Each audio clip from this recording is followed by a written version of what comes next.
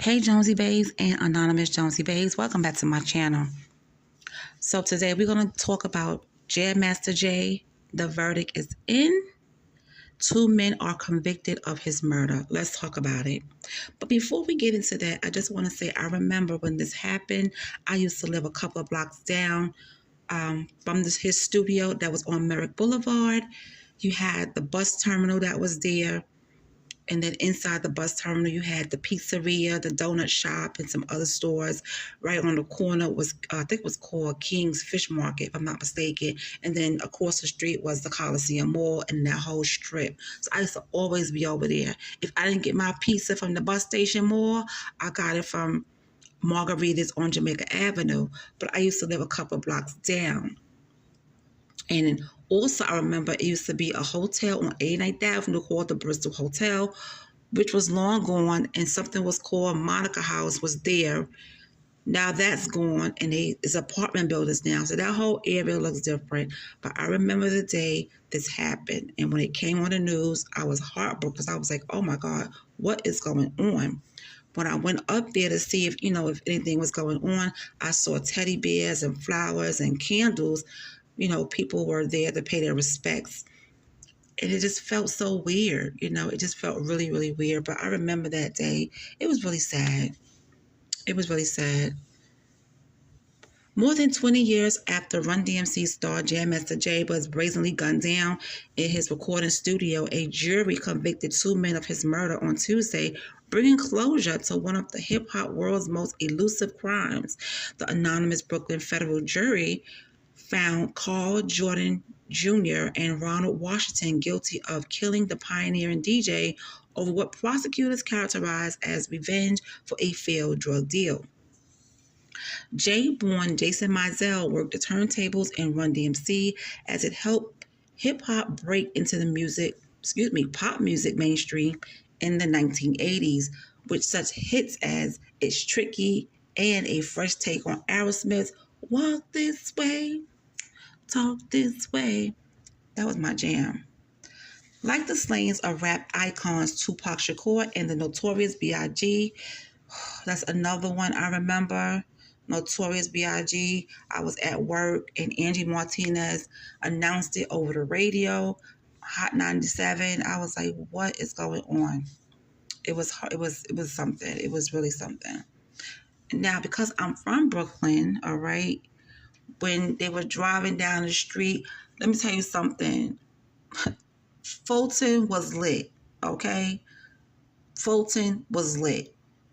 Everybody was outside. Everybody was there for Biggie. It was, and I just couldn't believe it. I couldn't believe Tupac was murdered. I couldn't believe Biggie was gone.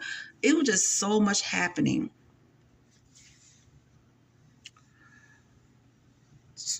Like the slayings of rap icons Tupac Shakur and the Notorious B.I.G. in the late 1990s, the October 30th, 2002 shooting remained unsolved for years. Authorities were getting like tips, rumors was going around, and theories was being said, but struggled to get witnesses to open up. Nobody wanted to talk because they were afraid. It's no mystery why it took years to indict and arrest the defendants. Breon Peace, the top federal prosecutor in Brooklyn, told reporters after the verdict. He said key witnesses were terrified that they would be retaliated against if they cooperated with law enforcement. Now, Jordan, who was 40 years old, was the famous DJ's godson. Let me run that back. Jordan, Carl Jordan Jr., 40 years old, was the famous DJ's godson. Washington, Ronald Washington, who was 59, was an old friend who was bunking at the home of the DJ's sister. Both men were arrested in 2020 and pleaded not guilty. Y'all just killed 2 innocent people, Washington yelled at the jury following the guilty verdict. Jordan's supporters also erupted at the verdict, cursing the jury. I love you all, Jordan said to the group who sat in the courtroom audience before they were escorted out. After more yelling, lawyers from both men asked the judge to set aside the jury's guilty verdict and acquit them. "We're optimistic," one of Jordan's lawyers, Susan Kelman, told reporters. "My client did not do this, and the jury heard testimony about the person who did. The men's names, or at least their nicknames, have been floating for decades in connection to the case." Now, authorities publicly named Washington as a suspect in 2007. He told Playboy magazine in 2003 he'd been outside the studio, heard the shots, and saw Little D, one of Jordan's monikers, racing out of the building. Surviving relatives of Mizell welcomed the verdict and said that his mother did not live to see it.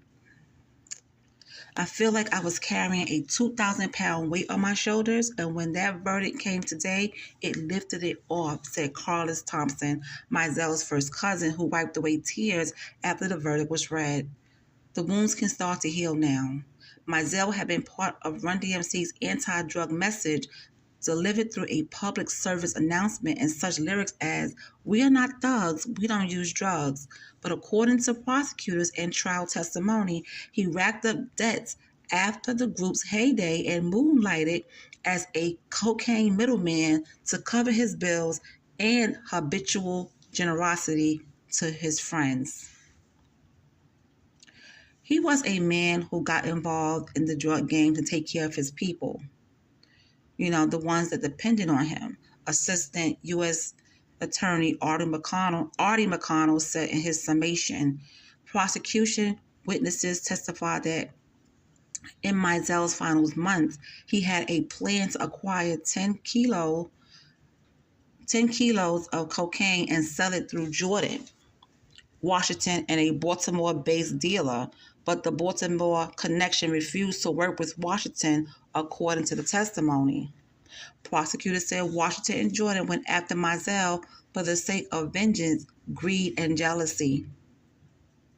Two eyewitnesses, former student aide Uriel Rincon and former business manager to Mizell, Lydia Hyde, testified that Washington blocked the door and ordered Hyde to lie on the floor.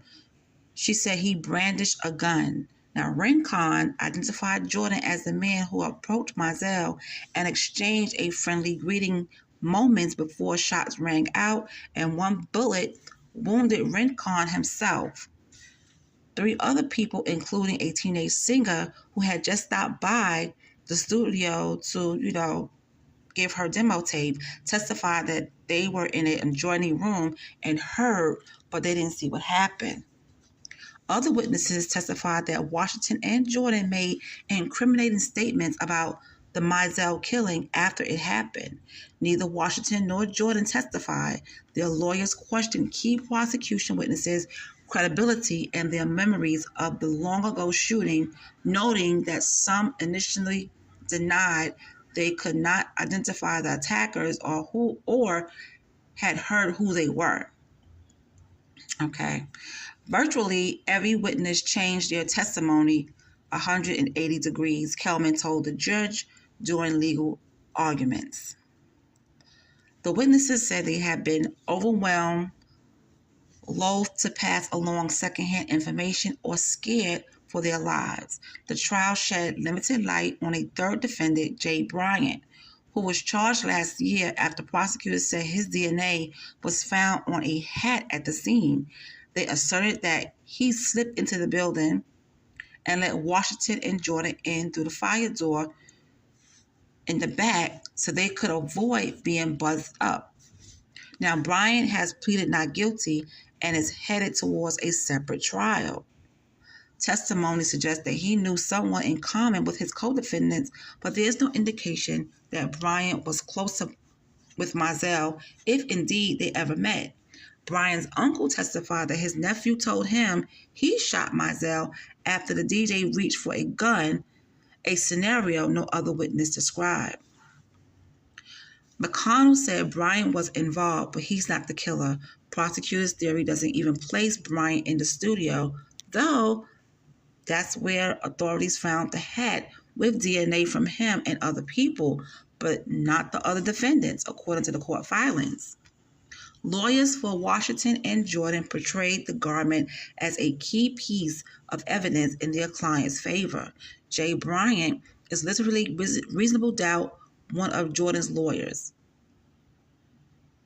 Michael Houston told the jurors, while the case may complicate Mizell's image, Syracuse University Professor J. Christopher Hamilton said it shouldn't be blotted out.